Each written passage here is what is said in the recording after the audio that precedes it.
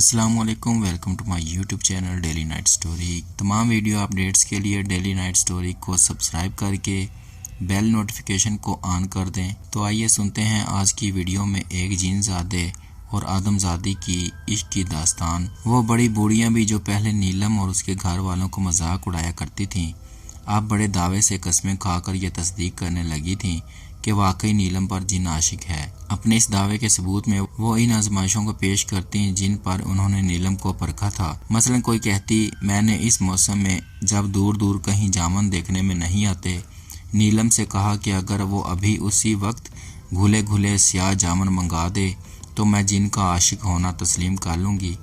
اور اسی وقت نیلم نے اٹھ کر انگیٹھی پر سے پاؤ بھر بڑے میٹھے اور بڑے مزیدار نمک لگے ہوئے موٹے موٹے جامن تھے۔ کوئی قسم کھا کر کہتی کہ ایک دن اس کی فرمائش پر وہیں بیٹھے بیٹھے نیلم نے ایسی مزیدار اور عجیب سی مٹھائیاں کھلائیں جو پرستان ہی کی ہو سکتی تھیں، کیونکہ آج تک نہ ایسی مٹھائی دیکھی اور نہ ایسی لذت سے زبان آشنا ہوئی تھی۔ نیلم کے والد عبد المتین میونسپلٹی میں ملازم تھے، مگر نیلم پر جن کے عاشق ہونے والی بات نے انہیں پورے علاقے میں معروف شخصیت بنا دیا تھا۔ اس کے باوجود جب کہیں سے نیلم کے رشتے کا کوئی پیغام نہ آیا تو وہ فکر مند رہنے لگے۔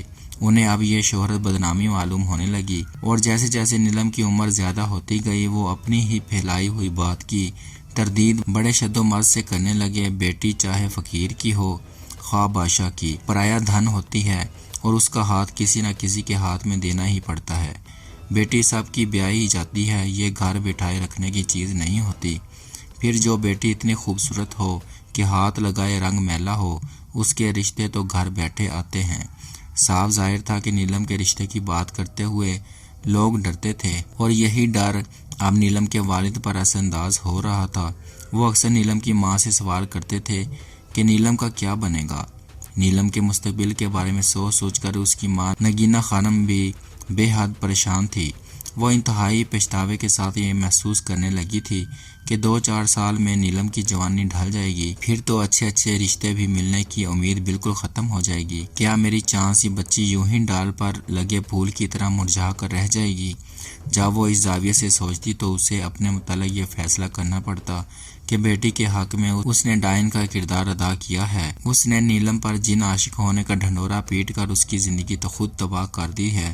حقیقت بھی یہی تھی کہ شروع میں خود نگینہ خانم نے بڑے مزے لے لے کر اس بات کا چرچا کیا تھا، حالانکہ اس نے کبھی جن کی جھلک تک نہ دیکھی تھی۔ مگر حلفیہ بیان کرتی تھی کہ ٹھیک رات 12 بجے دروازے بڑے زور سے کھلتے ہیں، سب گھر والے جاگ جاتے ہیں، مگر کسی میں اتنا دم نہیں ہوتا کہ بستر سے اٹھ سکے۔ سب اپنی اپنی جگہ دم سادے پڑے رہتے ہیں۔ نیلم کسی سے باتیں کرتی رہتی ہے، کبھی کھانوں کی، کبھی مٹھائیوں اور کبھی پھلوں کی۔ خوشبوؤں سے کمرہ مہک اٹھتا ہے۔ گھنٹے 2 گھنٹے بعد دروازہ خود بخود بند ہو جاتا ہے۔ ماں کی ان باتوں کو محلے کی عورتیں بڑے اچنبھے، دلچسپی اور بے یقینی کے عالم میں سنتی رہتی، اور پھر جب دوسری عورتوں سے ملتی تو انہی انوکھے اور حیرت انگیز واقعات کو مزید رنگ آمیزی کے ساتھ اپنے چشم دید کہہ کر سناتی۔ نیلم کی تمام کنواری لڑکیوں میں سب سے بڑی عمر کی تھی۔ اس کے سامنے 14 15 سال کی لڑکیاں ڈولے میں بیٹھ کر سسرال رخصت ہو چکی تھیں۔ جو ابھی بیٹھی تھی ان میں سے زیادہ 16 سال کی ہوں گی۔ ان کی بھی منگنیاں ہو چکی تھیں، یا کم از کم بات کہیں طے پا چکی تھی۔ صرف وہ تھی جو 22 برس کی ہونے کے باوجود ماں کے کولے سے لگی بیٹھی تھی۔ حسن کی دمک جو اس کے وجود سے پھوٹی پڑا کرتی تھی سردیوں کی دھوپ کی مانند دھندلی پڑنے لگی تھی، تاہم اس کے چہرے پر کبھی کسی پریشانی کے آثار دکھائی نہیں دیتے تھے۔ وہ ہر وقت مسکراتی رہتی، جیسے کوئی اندر ہی اندر اسے گدگدا رہا ہو۔ ہر جمعرات کو صبح ہی نہا دھو کر نیا جوڑا پہنتی، خوشبو لگاتی اور پھر کتنی دیر تک اپنے کمرے میں بند رہتی۔ جب پہلی مرتبہ نیلم نے یہ عمل کیا تھا اور ساری دوپہر کمرے سے باہر نہ نکلی تھی تو اس کی ماں فکر مند ہو گئی۔ وہ گلا پھاڑے پھاڑے نیلم کو پکارتی رہی، دروازہ پیٹ پیٹ کر اپنی ہتھیلیاں سوٹ کر لیتی تھی، پھر بھی نیلم نے نہ ہنکارا بھرا اور نہ دروازہ کھولا تو اس نے خوفزدہ ہو کر محلے والیوں کو جمع کر لیا۔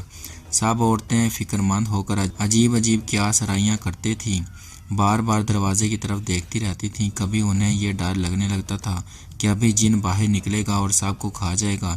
کبھی ان پر یہ خوف غالب آ جاتا کہ دروازے توڑ کر جب اندر پہنچیں گے تو نیلم مری ہوئی ملے گی، مگر جب دروازہ کھلا تو نہ جن نمودار ہوا اور نہ نیلم مری ہوئی ملی، بلکہ وہ تو پہلے سے بھی زیادہ حشاش بشاش اور تر و تازہ کمرے سے باہر آئی تھی۔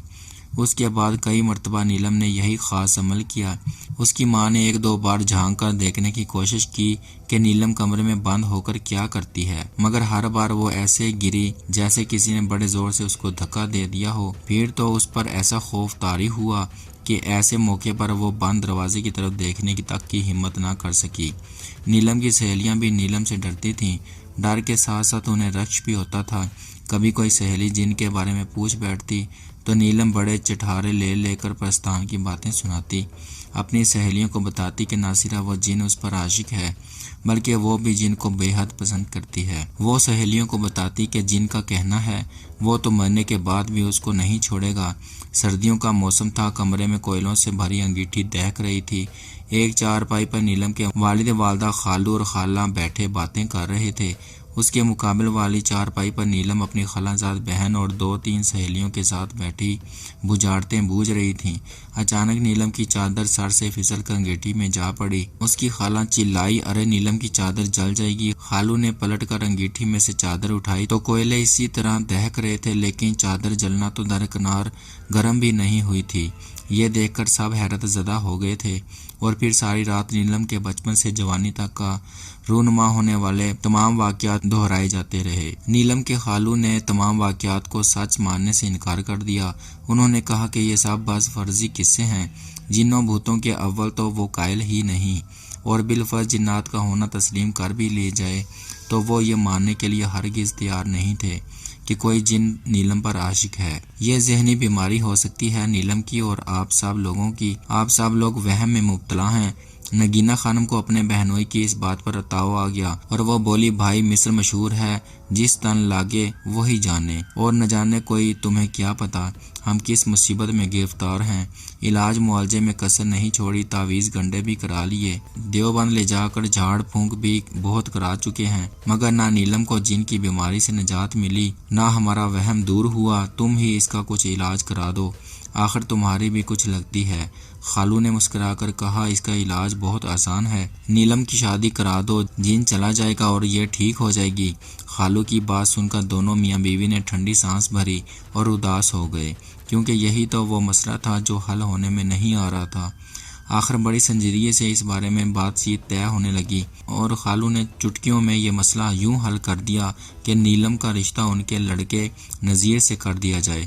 اگرچہ نذیر کسی لحاظ سے بھی نیلم کا جوڑ نہیں تھا، اس کے عادات و اطوار اچھے نہیں تھے، کبوتر بازی کا شوق اور جوا کھیلنے کی لت لگی ہوئی تھی، اکڑ باز اور گستاخ پرلے درجے کا تھا۔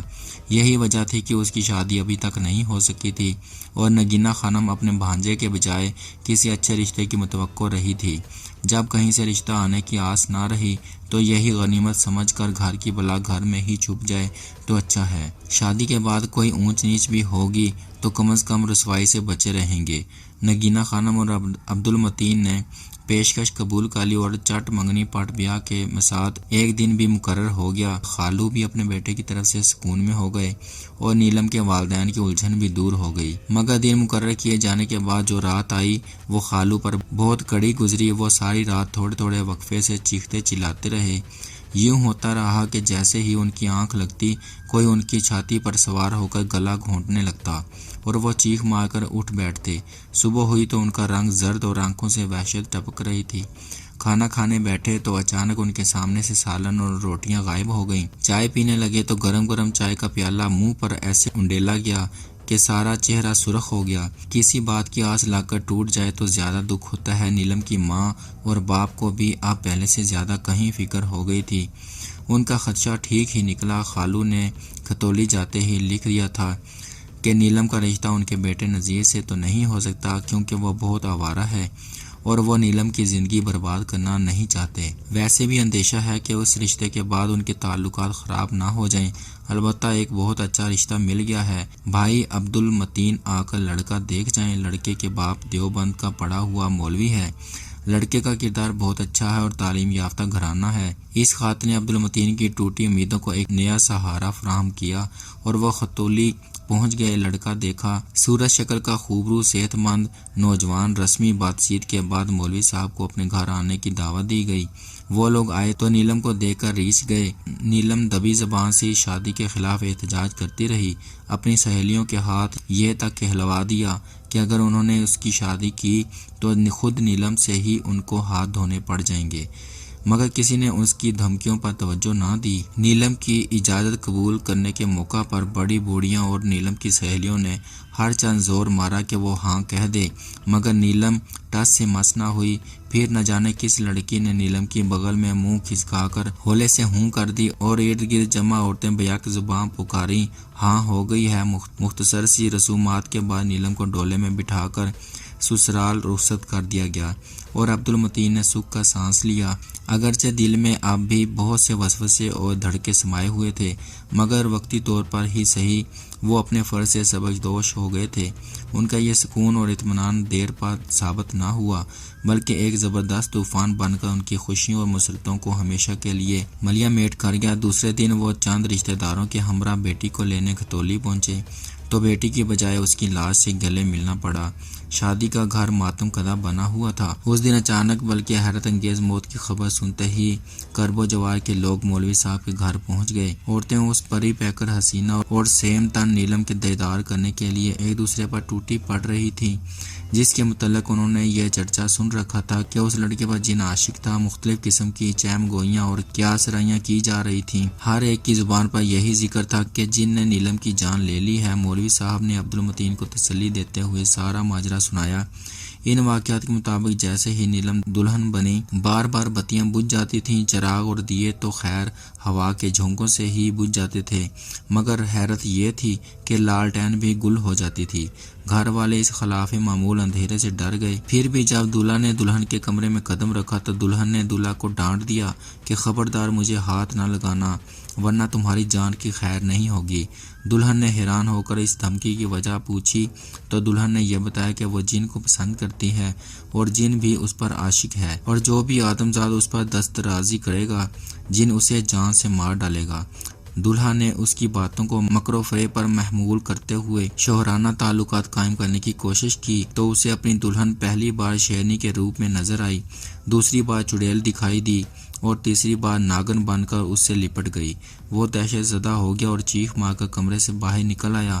مولوی صاحب اپنے بیٹے کی زبانی یہ روداد سن کر خود جب دلہن کے کمرے میں گئے اور تنزن کہا، دلہن ہم نے تو پہلے ہی سن رکھا ہے کہ تم پر جن عاشق ہے، لیکن ہمیں قائل کرنے کے لیے تمہیں ثبوت دینا ہوگا۔ سنا تم نے، اس شادی پر میں نے 30,000 روپے لے کر خرچ کیے ہیں۔ اپنے جن سے ہمیں یہ روپے منگوا دو، ہم مان جائیں گے کہ تم سچی ہو، ورنہ یاد رکھو کہ تم نے سب کو الو بنا لیا ہے، مگر یہاں تمہارے چالتر نہیں چلیں گے۔ میں جن اتارنا اچھی طرح سے جانتا ہوں، سمجھی۔ ساری رات گھر میں یہی باتیں ہوتی رہیں کہ دلہن بہت چلاک ہے، اس کی کسی سے پہلے سے ہی آشنائی تھی، شادی سے بچنے کے لیے جن کا ڈھونگ رچا رکھا ہے۔ مگر جب صبح اٹھے تو مولوی صاحب یہ دیکھ کر دنگ رہ گئے کہ ان کے سرانے ایک مخملی تھیلی رکھی تھی جس میں پورے 30,000 روپے تھے۔ جیسے ہی گھر والوں کو اس رقم کا علم ہوا، سب کو یقین ہو گیا کہ واقعی نیلم پر جن عاشق ہے۔ کسی کو بھی نیلم کے کمرے میں جانے کی ہمت نہیں پڑ رہی تھی۔ جب کافی دن چڑھ گیا تو مولوی صاحب ڈرتے ڈرتے نیلم کے کمرے میں گئے اور یہ دیکھ کر ان کے پاؤں تلے سے زمین نکل گئی کہ نیلم دلہن بنی سیج پر مردہ پڑی تھی۔ بس پھر کیا تھا، ذرا سی دیر میں کھلبلی مچ گئی اور یہ خبر جنگل کی آگ کی طرح پورے قصبے میں پھیل گئی۔ کچھ دیر میں نگینہ خانم اور دیگر رشتہ دار بھی پہنچ گئے تو رو دھو کر نیلم کی میت تیار کی گئی۔ جنازہ اٹھا تو ہر آنکھ اشبار تھی۔ نیلم کی ماں دھاڑے مار مار کر رو رہی تھی اور نیلم کے سسرال والوں کو کوس رہی تھی کہ انہوں نے میری بچی کو مار ڈالا۔ جنازے کے ساتھ اتنی بھیڑ تھی کہ کسی بڑی سے بڑی شخصیت کے جنازے میں بھی اتنے لوگ آج تک شریک نہیں ہوئے تھے۔ جنازہ قبرستان پہنچا تو قبر تیار تھی۔ 4 آدمیوں نے پردہ تانا اور گورکن نے کہا ذرا سنبھال کر اور میت کھینچ کر اٹھانا۔ ایک نے سرہانے سے کفن پکڑا اور دوسرے نے پائنتی کی طرف سے اور کلمہ شہادت کہتے ہوئے میت کو اٹھانا چاہا تو کفن اوپر اٹھایا۔ دونوں آدمیوں کی چیخ نکل گئی اور کفن ہاتھ سے چھوٹ گیا۔ کیونکہ کفن خالی تھا اور اس میں سے نیلم کی میت غائب تھی۔ اب اس کے ماں باپ کو یقین آ گیا تھا کہ نیلم سچ ہی کہتی تھی کہ اگر اس کی زبردستی شادی کرنے کی کوشش کی تو ان کو نیلم کی زندگی سے ہاتھ دھونے پڑیں گے اور پھر وہ جن مرنے کے بعد بھی اس کو لے جائے گا۔